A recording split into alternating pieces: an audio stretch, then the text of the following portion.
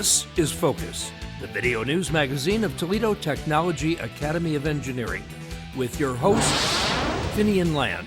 The concept of National Signing Day took on a whole new meaning at TTA as the school welcomed new students who have committed to coming to TTA next year. They came from all over the area, but next year they will be coming to TTA. Our first ever signing day welcomed these incoming students in a big way. I'm Corinne Blake, and I'll take you to Signing Day. For a second year, students in the Alternative Energy Channel are working with the University of Toledo under the auspices of NASA on a research project that has global significance. I'm Liam Close, and once again, TTA was front and center in research that has an international impact. Students were gathering data for this year's project, and to do that, they were flying high. Our bowling teams practice every Wednesday and compete against other schools on the weekends. There are 6 teams with some returning bowlers and some first-timers. Here at Interstate Lanes in Rossford, the 6 TTA bowling teams are warming up at practice and getting ready for the finals. I'm Andrew Cook, and we're all shooting for the turkey. Those stories end. TTA sophomores are working to complete a requirement that certifies them in safety with OSHA. Now, from the campus of Toledo Technology Academy of Engineering in Toledo, Ohio, here's your host, Finnian Land. Welcome to the first edition of Focus for 2025. National Signing Day has traditionally been the first day that a high school senior can sign a letter of intent to play a sport for a college. Well, TTA had its own special event, and Focus reporter Corinne Blake has a story of our Signing Day. The stage was set for the first ever signing day to welcome incoming students for the next school year, and it was very well received. The entire school turned out to watch the ceremony, and the enthusiasm of the existing students made the day. New incoming students were accompanied by their parents or guardians. Of course, additional family and friends were invited to help them celebrate, and it was well covered by the media. Mrs. Finley read their names and their current school. They crossed the stage, received a goodie bag, and then signed the big board. The banner was divided into the various upcoming classes, and it was a little eerie to see the class of 2031 that far into the future. As a magnet school, TTA accepts students from any school district in Northwest Ohio. Recruiting new students is an ongoing challenge. The soon-to-be students came from a wide range of different schools. Many were from TPS elementary schools, but there were students from private and parochial schools, and one was even homeschooled. Often, parents are the ones who encourage their students to consider TTA and have a say in their choice. They have a lot of different reasons, but the focus is always on the top flight education. And I noticed that this was a school that was a possibility for him, and I checked it out, and I'm like, are you interested? And we came and took a tour, and it just felt like a really good fit. And I think it's going to be a place where he can really thrive, where he can showcase his talents, be noticed for them, and work with people who are specializing in what he's really good at. Really, it was his decision. He really loves robotics, engineering, and so we looked into the school and decided this was the best fit for him and the best opportunity. This concept of signing day helps further cement the relationship between the new students and TTA. Plus, it reinforces their choice to come here. Signing Day was an opportunity for us to bring our incoming students and their parents to TTA to recognize them and introduce them to all of our current students and staff, and getting a little free publicity out of it in the meantime. So it was a good event overall. There are many benefits that attract students to TTA, and quite often the parents and the students are in sync with why they chose TTA. I really wanted him to come here to help prepare him for his future, for after he graduates. This is a perfect school to definitely teach not only soft skills, but engineering skills to help them prepare for out there in the world so they don't have to rely on parents. They can explore the world as much as they want. I feel like this school would be the perfect school for me to go to learn how to engineer and build and to learn more about technology. Most of those signing will be entering the 7th grade next school year, but there are several who will be 8th and 9th graders, and even one exceptional student who will enter the 10th grade. This put the emphasis squarely on recruiting the best of the best to come to TTA. Having the entire school there just added a note of welcome to the celebration. Reporting for Focus, I'm Corinne Blake. Sophomores have a requirement that they are currently fulfilling. They are required to take an online course to obtain certification for OSHA, the Occupational Safety and Health Administration's rules and regulations. Each day, they are pursuing the goal of completion. While the course technically takes 10 hours to complete, it takes slightly longer because of our schedule. They are working under the watchful eye of Mr. Hubbard in his study hall.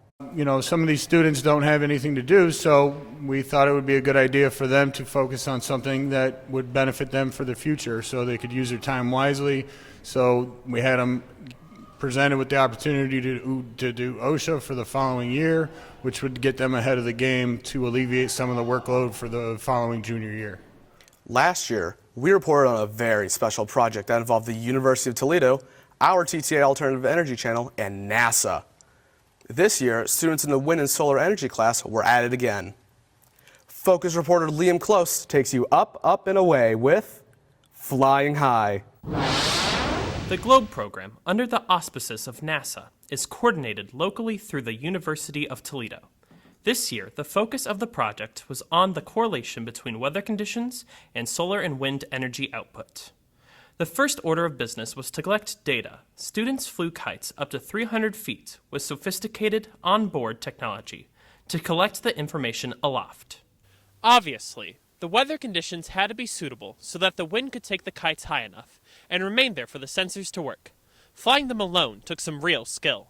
They also gathered data from the ground and from the roof of our new electric vehicle building that is equipped with solar panels. Information from those units is sent to the website. They even installed a wind turbine on the roof with attached sensors. Then came the real work, to go through the data collected to start preparing the project. Over the past 6 weeks, we collected so much data, typically daily, and we collected it all and compiled it into the GLOBE website, and it was super fun, and I loved it so much, and it was just a great opportunity. Once all the data was organized, the students were divided into teams, a total of 7, to begin a rough draft of a poster to showcase their work. I'd probably say the rough draft, you got to come up with your hypothesis, then how you're going to collect your data, then actually collecting the data was, difficult on some days, a couple roadblocks, but after that, you just got to put it all together, and it's pretty easy from there.